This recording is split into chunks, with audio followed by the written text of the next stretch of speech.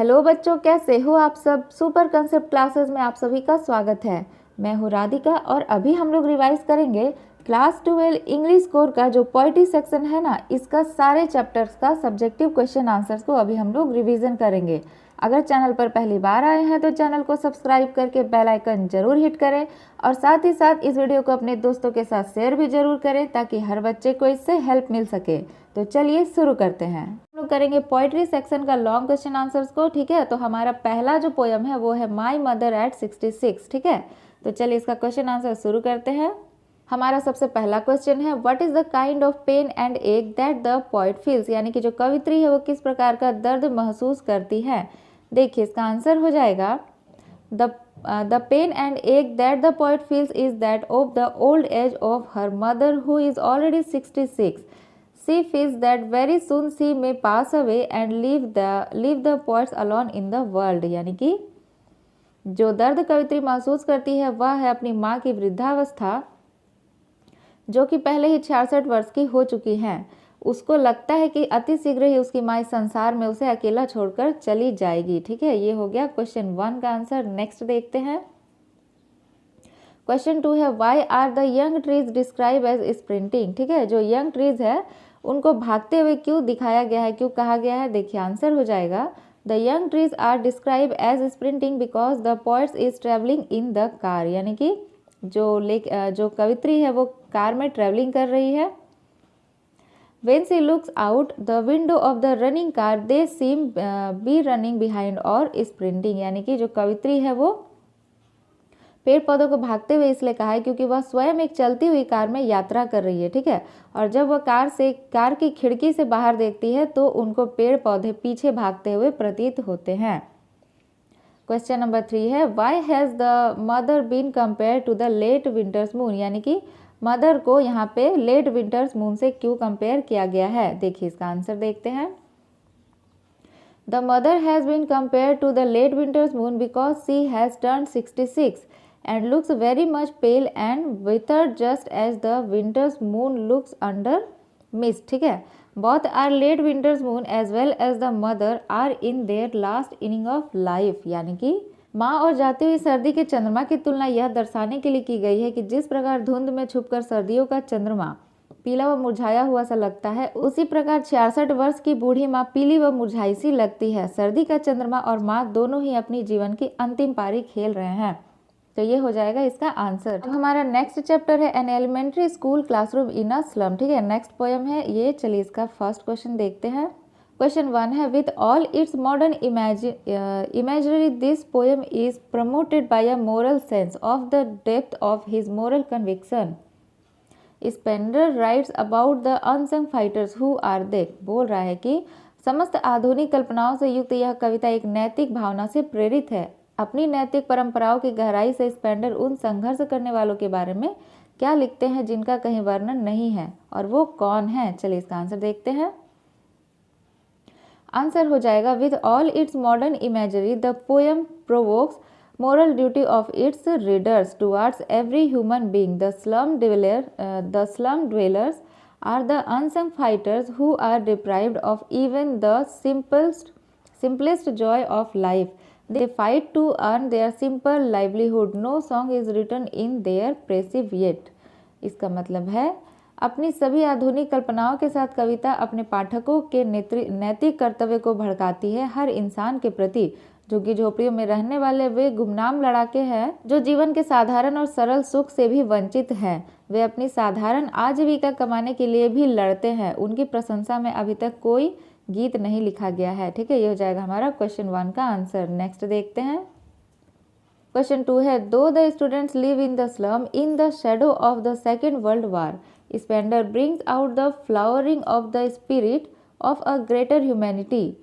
How does he achieve this. बोल रहा है कि यद्यपि बच्चे झुग्गियों में द्वितीय विश्व युद्ध की छाया में रहते हैं, फिर भी स्पेंडर एक विस्तृत मानवता की भावना जगाने में कामयाब हो जाते हैं। वह ऐसा किस प्रकार कर पाते हैं। देखिए इसका आंसर हो जाएगा Spender talks about the slum dwellers who struggle for their livelihood and for them education school do not have any meaning. Though they read Shakespeare and geography, they are unable to understand their utility in life. Their life begins in slum and also ends there. This is really pitiful. This is not the picture of the slum of one country but those of every country. Though one country condemns other under the shadow of Second World War, this problem is universal. The poet talks about a problem that greater humanity appeals. ठीक है, चलिए इसका answer देखते हैं। खर्च करने वाले झुग्गी झोपड़ियों में रहने वाले की बात करते हैं जो अपनी आजीविका के लिए संघर्ष करते हैं और उनके लिए शिक्षा स्कूल का कोई मतलब नहीं है। शेक्सपियर और भूगोल पढ़ते हुए भी वे जीवन में उनकी उपयोगिता नहीं समझ पाते। उनका जीवन झुग्गियों में शुरू होता है, वहीं ख़त्म भी हो जाता है। यह वास्तव में दयनीय है। यह किसी एक देश की नहीं बल्कि हर देश की झुग्गियों की तस्वीर है। हालांकि द्वितीय विश्व युद्ध की छाया में एक देश दूसरे की निंदा करता है।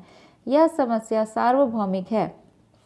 कवि एक ऐसी समस्या के बारे में बात करता है जो अधिक से अधिक मानवता को आकर्षित करती है। तो ये हो जाएगा हमारा आंसर। ठीक है, नेक्स्ट है हमारा कीपिंग क्वाइट क्वेश्चन आंसर्स। ठीक है, चलिए शुरू करते हैं। देखिए पहला क्वेश्चन है, What will counting up to 12 and keeping still have us achieve? 12 तक गिनने और शांत रहने से हमें क्या प्राप्त करने में सहायता मिलेगी? चलिए इसका आंसर देखते हैं। इसका आंसर हो जाएगा counting up to 12 and keeping still will help us in understanding our true selves. It will give us a chance of introspection. We will be able to understand our strengths, fault and weakness. यानी कि 12 तक गिनना और चुप रहना हमें अपने वास्तविक अहम को पहचानने में मदद करेगा। यह हमें आत्मनिरीक्षण का अवसर उपलब्ध करेगा। हम मजबूत पक्ष, गलती व कमियों को समझ सकेंगे। ये हो जाएगा आंसर। नेक्स्ट क्वेश्चन देखते हैं। क्वेश्चन 2 है, what is the sadness that the poet refers to in the poem? इस कविता में कवि किस दुख की ओर संकेत करता है? देखिए इसका आंसर हो जाएगा, the sadness that poet refers is of never understanding our self and the threatening our self with death. यानी कि कवि जिस दुख की ओर संकेत करता है वह दुख स्वयं को ना समझने और स्वयं को मौत से भयभीत होने देने का है। ठीक है, ये हो जाएगा आंसर। क्वेश्चन नंबर 3 है, what symbol from nature does the poet invoke to say that there can be life under apparent stillness? ठीक है, यानी कि बाहरी शांति के पीछे भी जीवन हो सकता है, यह बताने के लिए कवि प्रकृति के किस प्रतीक का प्रयोग करता है? देखिए इसका आंसर है, the poet uses the symbol of earth that looks still from outside but he has immense possibilities of life with in it. यानी कि कवि धरती के प्रतीक का प्रयोग करता है जो ऊपर से शांत दिखाई देती है लेकिन उसमें जीवन की असीम संभावनाएं होती है। तो ये हो जाएगा हमारा आंसर। तो हमारा नेक्स्ट पोयम है अ थिंग ऑफ ब्यूटी। चलिए इसका क्वेश्चन आंसर देखते हैं। हमारा पहला क्वेश्चन है, what does the line therefore are we reading a flowery band to bind us to earth suggest to you? ठीक है, चलिए इसको समझते हैं। बोल रहा है, इसलिए प्रत्येक दिन हम फूलों की नई मालाएं बनाते हैं जो हमें पृथ्वी से बांधे रखती है। इस पंक्ति का क्या अर्थ है? देखिए इसका अर्थ है, this line suggests that we are born for even the smallest pleasure. We always seek pleasure in all types of things, especially the beautiful things. यह पंक्ति कहती है कि हम छोटी छोटी खुशियों से भी बंधे होते हैं। हम हर वस्तु में खुशी की कामना करते हैं, विशेष रूप से सुंदर वस्तुओं में। क्वेश्चन नंबर 2 है, what makes human beings love life in spite of troubles and suffering? सभी कष्टों के बावजूद भी लोग जीवन से प्रेम क्यों करते हैं? ठीक है, चलिए इसका आंसर देखते हैं। आंसर हो जाएगा, people love life in spite of all troubles and suffering because even smaller beautiful things make life happier and worth living. यानी कि सभी कष्टों के बाद भी लोग जीवन से प्रेम इसलिए करते हैं क्योंकि छोटी छोटी सुंदर वस्तु इस जीने को जीने योग्य बनाती है। मतलब बात का मतलब ये है कि हम लोग को हर छोटा छोटा चीज़ में भी खुशी को देखना चाहिए और हम लोग यही करते हैं। मतलब मनुष्य जो है उसको इतना कष्ट के बाद भी जीवन से प्रेम इसलिए होता है क्योंकि वो हर छोटे छोटे चीज़ों में भी अपने खुशी को ढूंढ लेता है। ठीक है, तो ये हो जाएगा इसका आंसर। चलिए नेक्स्ट क्वेश्चन देखते हैं। क्वेश्चन 3 है, what images does the poet use to describe the beautiful bounty of the earth? बोल रहा है कि पृथ्वी की कृपा से मिलने वाली सुंदर वस्तुओं का चित्रण कवि ने किस प्रकार किया है? यानी कि यहाँ पे प्रकृति के बारे में बात किया जा रहा है। ठीक है, और यहाँ पे जो भी सुंदरता का बात किया गया ना वो प्रकृति का ही सुंदरता का बात किया गया है क्योंकि हम सभी जानते हैं कि जो भगवान हम लोग के लिए प्रकृति बनाया है ना, इससे ज़्यादा सुंदर इस दुनिया में कुछ भी नहीं है। तो इसका आंसर हो जाएगा the poet gives us these images, the sun, the moon, trees old and young, sprouting, a shady boon for simple sheep as such are daffodils with the green world they live in. यानी कि कवि इस प्रकार का चित्र प्रस्तुत करता है, चमकता सूरज, चमकता चांद, वृक्ष हो नए या पुराने, जो वरदान देते हैं छाया का, साधारण भेड़ों को ऐसे ही सुंदर नरगिस के फूल है जो हरे भरे माहौल में रहते हैं। ठीक है, तो ये हो जाएगा हमारा आंसर। नेक्स्ट है हमारा अ रोड साइड स्टैंड। ठीक है, चलिए इसका क्वेश्चन आंसर देखते हैं। क्वेश्चन 1 है what was the plea of the fog who had put up the road side stand. यानी कि सड़क किनारे स्टैंड बनाने वालों की क्या प्रार्थना थी, यानी कि क्या दलीलें थी। ठीक है, उनको क्या चाहिए था। देखिए आंसर हो जाएगा they expect from the city fog that they would stop there to buy something और other but they consider them as beggars. यानी कि वे नगर वासियों से आशा करते हैं कि वे वहाँ कुछ ना कुछ खरीदने के लिए रुकेंगे, लेकिन वो जो नगरवासी है ना, वो गांव वालों को क्या समझते हैं, भिखारी समझते हैं, और भिखारी के जैसा वो लोग से कंपेयरिंग करते हैं। तो ये तो गलत है, तो ये हो जाएगा आंसर। क्वेश्चन 2 है what is the childish longing that the poet refers to, why is it vain. वह बचकाना इच्छा क्या है जिसकी कामना कवि करता है, यह कामना व्यर्थ क्यों है। चलिए इसका आंसर देखते हैं। आंसर हो जाएगा the poet longs for putting the village folk at one stroke out of their pain, this desire is useless because the next day he sees that nothing has been done for them. कवि गांव के लोगों को उनके दर्द से एक झटके में दूर करने के लिए तरसता है। यह अच्छा व्यर्थ इसलिए है क्योंकि अगले दिन वह देखता है कि उनके लिए कुछ भी नहीं किया गया है। ठीक है, तो ये हो जाएगा हमारा आंसर। देखिए हमारा पोएम का लास्ट जो चैप्टर है वो है आंट जेनिफर्स टाइगर्स। ठीक है, चलिए इसका क्वेश्चन आंसर देखते हैं। पहला है हमारा why do you think about Jennifer's hands are fluttering through her wool.